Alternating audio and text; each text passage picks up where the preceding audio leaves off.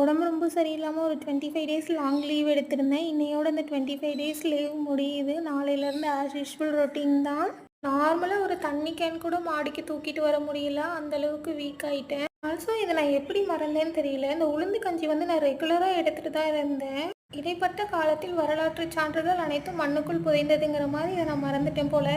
கருப்பு உளுந்து comparing to வெள்ளை உளுந்து இது ரெண்டுத்தில் எது பெஸ்ட்டுன்னு என்ன கேட்டிங்கன்னா நான் கருப்பு உளுந்து தான் சொல்லுவேன். இந்த கருப்பு உளுந்து நம்ம எடுத்துக்கிறது மூலயமா டைஜஷனுக்கு, ஹார்ட் ஹெல்த்துக்கு, போனுக்கு, ஸ்கின்னுக்கு இந்த மாதிரி வந்து நிறைய பெனிஃபிட்ஸ் இருக்குது. ஆல்சோ வந்துட்டு இதில் குட் சோர்ஸ் ஆஃப் ப்ரோட்டீன் இருக்குது, ஃபைபர் இருக்குது, வேரியஸ் விட்டமின்ஸ் அண்ட் மினரல்ஸ்னு நிறைய சொல்லிகிட்டே போகலாம். ஏலக்காய் வெறும் வாசனைக்காக மட்டும் ஆட் பண்ணுறது கிடையாது. ஏலக்காயிலையும் நல்ல ஹெல்த் பெனிஃபிட்ஸ் இருக்குது.